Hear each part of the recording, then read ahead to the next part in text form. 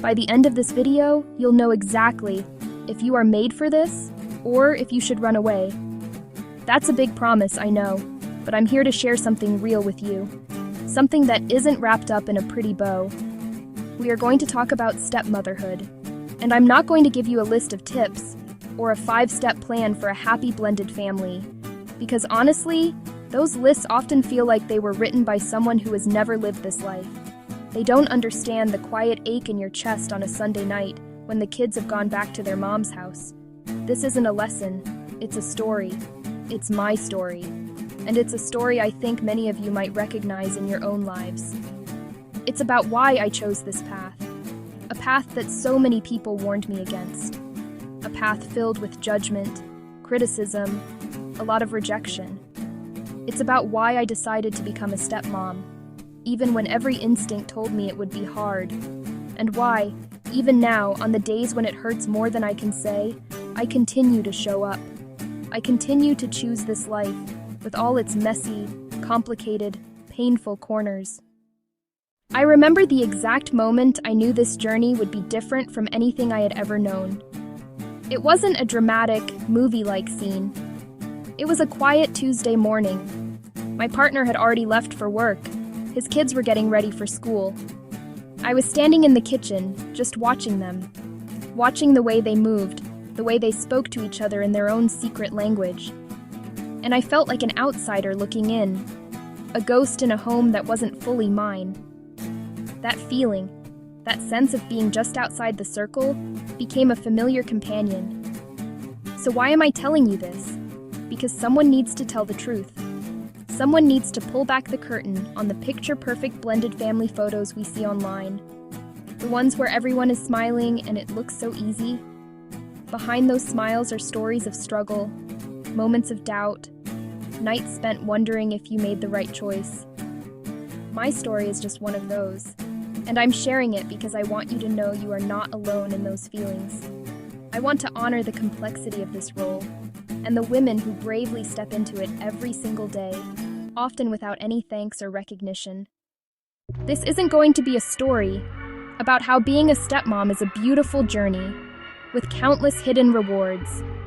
Because for many of us, it isn't. That's a fantasy sold to us, a way to make the hardness of it all seem more palatable. The truth is, it can be brutal. It can be lonely. It can make you question everything you thought you knew about love, family, yourself. I remember the first time I walked into his house, not as a date he was picking me up from, but as someone who was staying, someone who was going to meet his kids. The air felt thick, heavy with memories that weren't mine. Every framed photo on the wall was a silent testament to a life I had no part in. I could almost feel the presence of their mother, a ghost in her own former home. Her taste was in the color of the curtains, her choice in the worn-out sofa, her memory in the arrangement of the magnets on the fridge. It was her kingdom, and I was an intruder. The kids were in the living room, supposedly watching TV, but I knew they were listening. I had practiced my smile in the mirror. I wanted to look like someone safe, someone kind. The introduction was awkward, a blur of names, shy glances. His son barely looked up from his video game. His daughter, with her father's eyes, stared at me with an unnerving intensity. It wasn't hostile, not yet. Pure, unfiltered curiosity.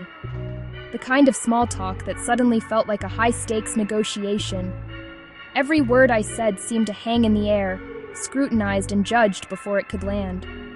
After they were in bed, the house fell into a different kind of quiet, the silence of an aftermath.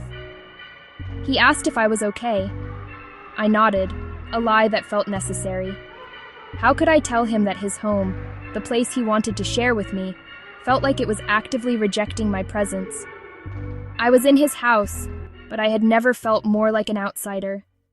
The decision to become a stepmom wasn't a single moment. It was a series of small, terrifying steps towards a future I couldn't predict. Are you sure about this? It's so much to take on. They saw the complications. They saw the potential for heartbreak. They wanted to protect me. I understood their fear because I felt it too. Pro, I loved him. Deeply, truly. Con, his life was not his own. It was tied to schedules. It was tied to child support payments. It was tied to the emotional whims of his ex-partner. Pro, I had always wanted a family. Con. Was this the family I had imagined? Days I pictured life if I walked away. No custody schedules to coordinate. No school events to navigate as the other woman. But then I would look at him. I would see the way his face lit up when he talked about his kids, even when he was frustrated. I saw a good man, a dedicated father. The love I had for him was stronger than the fear of the unknown. So I said yes. I said yes to him, and to all of it. I said yes to the chaos. I said yes to the complexity. I said yes to the uncertainty. In the beginning, there were small glimmers of hope. Tiny moments that I clung to like a lifeline. They were almost always in the morning, before the world was fully awake. In these moments, they were just kids. I remember one Saturday morning specifically. His daughter, usually suspicious, climbed onto a stool. Then she asked if she could help. I gave her the whisk. We stood side by side, making a mess with flour and batter. Her father walked in and smiled. He didn't say a word, didn't want to break the spell. For a few minutes, we felt like a normal family. These were the moments that fueled my optimism. The son would tell me about a video game he was playing. She'd let me braid her hair. Slowly, painstakingly, I gathered the details that make a life. I was becoming part of their world, not just a visitor in it. I thought maybe it wouldn't be so hard. Maybe I was wrong to be so scared. I started to let my guard down. I mistook those small truces for a full surrender. I didn't realize the battles never truly end. The peace was temporary. Rejection waited for its moment to strike. The first time it happened, it was like a punch to the gut. It was a Sunday evening, the dreaded drop-off time. As we were getting their bags ready, I reached out to give his daughter a hug goodbye. She flinched. She physically recoiled from my touch, as if I had burned her. She didn't just pull away. She took a step back and hid behind her dad's legs. "You're not my mom." The sentence hung in the air, sharp and heavy. I stood there, with my arms frozen in the air, feeling utterly foolish. I tried to brush it off. I smiled a tight, fake smile and said it was okay. The silence of the house was suddenly deafening. The happy echoes of the weekend were gone, replaced by the ringing of her words in my ears. The judgment didn't just come from the children. It started to seep in from the outside, too. As long as you're happy. It was a phrase that implied she was quite certain I wasn't. "How are you doing?" Then there were my friends. They'd ask, "How are you doing?" with a meaningful look, as if I were a patient with a terminal illness. "Oh, you're so brave. I could never do that." The most surprising judgment came from acquaintances and even strangers. It wasn't a compliment. It was a judgment. I was a variable she couldn't account for, a disruption to the natural order of motherhood. Each of these encounters was a small paper cut. Alone, they were minor irritations, but they added up, creating 1,000 tiny wounds that bled me of my confidence. The warnings from my friends and family, the pity from strangers, it all served to isolate me further in a role that was already profoundly lonely. The pushback wasn't always quiet whispers or sad looks. Sometimes it was loud. It was public. "Is that her?" And then I heard my name. I turned, and there she was, a friend of the kids' mom. The kids fell silent. The cheerful mood instantly shattered. She looked directly at his son and asked, "Is your mom okay with this? With you being with her?" My partner's son just shrugged, his eyes glued to the floor. He was just a kid, caught in a public loyalty test he should never have to face. The woman just shook her head, a small, triumphant smirk on her face, and pushed her cart away. I wanted to abandon the cart and run out of the store. Instead, I took a deep breath, kneeled down, and asked the kids if they still wanted the cereal. The breaking point wasn't a sudden explosion. It was the final cracking sound of something that had been under pressure for a very long time. It happened at his daughter's birthday party.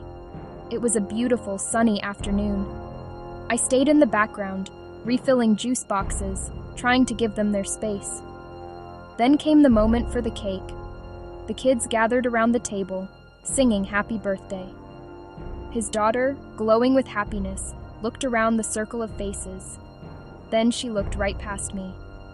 I want a picture with just my real family. Come on, it's her birthday. Just one picture for her. He looked at me, his eyes filled with apology and helplessness. I just nodded, my smile frozen on my face. I backed away from the table. I watched as the three of them posed together, a perfect smiling family unit. The flash from someone's camera went off, capturing the moment, capturing my exclusion. That night, the fight I had been swallowing for months finally erupted. I told him I couldn't do it anymore. I couldn't live my life on the sidelines. I was the buffer, the scapegoat, the convenient target for everyone's unresolved grief and anger. I screamed that I was a person, with my own feelings and my own worth, and that I was tired of being treated like a supporting character with no lines. I told him it wasn't just about her, it was about him. It was about him standing there and letting it happen. The cost of that peace was my dignity. The fight ended with me packing a bag. I just knew I couldn't stay in that house. As I walked out the door, I felt a strange sense of relief. I got in my car and just drove, the anger slowly giving way to a deep, gut-wrenching sob. I had hit my breaking point. I had finally broken. I spent 2 days in a cheap motel on the other side of town. The room was anonymous and beige, and it was exactly what I needed. I turned off my phone. I just wanted silence. In the quiet of that room, I let myself feel everything. The anger, the grief, the deep, aching doubt. I thought about leaving for good. I pictured it clearly, a life where my heart wasn't constantly on the line. But then, something else started to creep in. A rainy Tuesday afternoon. He just leaned his head against my arm while we watched a movie. Then I thought about a drawing that was still taped to my refrigerator. A picture of the two of us holding hands under a lopsided, smiling sun. I thought about the man I fell in love with. Our love was real, and it existed independently of all the family drama. It was the anchor in the storm. It was in that quiet, lonely room that I had to make a choice. It was a choice about who I was going to be. The real work, the real choice, was in deciding to face the pain head-on and find a new way to exist within it. I went back, but I didn't go back as the same person who had left. I returned with a new set of rules, not for them, but for myself. I made a quiet decision to stop trying so hard to earn their love. It meant building stronger boundaries. It meant carving out time for my own life. Some days are good. For a few hours, the lines blur and we are just people who love each other. But there are still hard days. The difference now is how I handle it. I no longer internalize every slight as a personal failure. My role is not to fix their past, but to be a stable, consistent presence in their present. I am a fierce protector of my own well-being. So, why do I continue to show up? I continue to show up because I made a commitment to a man I love, and this is his life. I also show up for them, the kids, as another adult in their life who is consistently, reliably there. I show up to prove that I am stronger than the judgment, more resilient than the rejection. This path is not for everyone. If my story has resonated with you in a way that feels too painful, then maybe running away is the bravest thing you can do.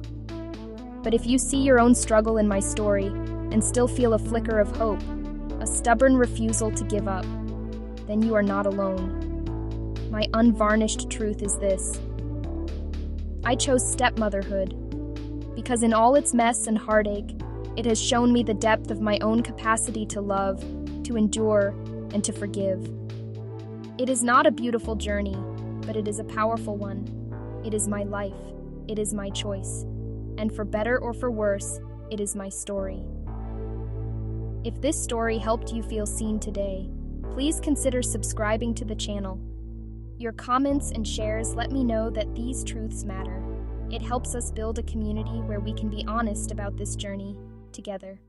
Thank you for listening.